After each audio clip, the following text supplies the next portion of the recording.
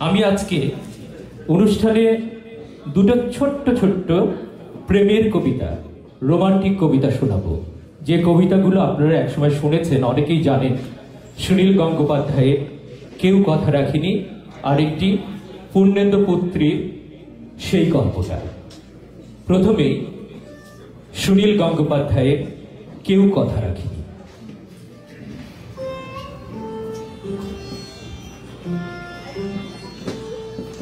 কেউ কথা রাখিনি, ৩৩ বছর কাটল, কেউ কথা রাখিনি। ছেলেবেলায় এক বৈষ্ণবী তার আগমনী গান হঠাৎ থামে বলেছিল, শুক্লা দ্বাদশীর দিন অন্তরাটুকু সরিয়ে যাবে। তারপর কত চন্দ্রভোগ অমাবস্যা চলে গেল, কিন্তু সেই বৈষ্ণবী আর এলো না। 25 বছর প্রতীক্ষায় আছি। মামাবাড়ির মাঝি নাদির আলী বলেছিল, বড় হয় দাদা ঠাকুর, তোমাকে আমি 3 প্রহরের বিল দেখাতে নিয়ে যাব। সেখানে পদ্ম ফুলের মাথায় সাপ আর ভ্রমর একসাথে খেলা করে। নাদির আলী, আমি আর কত বড় হব? আমার মাথায় ঘরে ছাদ ফুরে আকাশ স্পর্শ করলে তারপর তুমি আমার 3 প্রহরের বিল দেখাবে। একটা রয়্যাল গুলি কিনতে পারিনি কখনো। লাঠি লজেন্স দেখিয়ে দেখিয়ে চষেছে লস্কর বাড়ির ছেলেরা। ভিখারির মতন চৌধুরীদের গেটে দাঁড়িয়ে দেখেছি ভেতরে রাস উৎসব।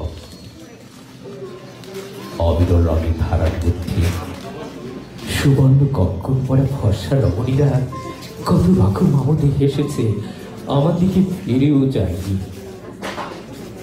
বাবা আমার কাঁদছে বলেছিলেন, দেখিস একদিন আমরাও। আমাদের দেখা হয়নি কিছুই। সেই রয়্যালগুলি, সেই লাঠি লজেন্স, সেই রাস উৎসব আমায় কেউ ফিরিয়ে দেবে না। বুকের মধ্যে সুগন্ধি রুমাল রেখে বরুদা পড়েছিল, যেদিন আমায় সত্যিকারে ভালোবাসবে সেদিন আমার বুকেও এরকম হাতের গন্ধ হবে। ভালোবাসার জন্য হাতের মুঠোয় প্রাণ দিয়েছি, দুরন্ত সারের চোখে বেঁধেছি লাল কাপড়। বিশ্ব সংসারে তন্দ তন্দ করে খুঁজে এনেছি 108টা নীলপদ্ম। তবু কথা রাখিনি বরুদা। এখন তার বুকে শুধুই মাংসের গন্ধ। এখনো সে যে কোনো নারী, কেউ কথা রাখিনি। 33 বছর কাটল, কেউ কথা রাখিনি। কেউ কথা রাখে না। কেমন লাগলো? আপনারা কি মনে করেন যে আবৃত্তি একটি শিল্প? আপনারা কে কে আবৃত্তি শুনতে ভালোবাসেন? তো হাত তুলুন। ধন্যবাদ।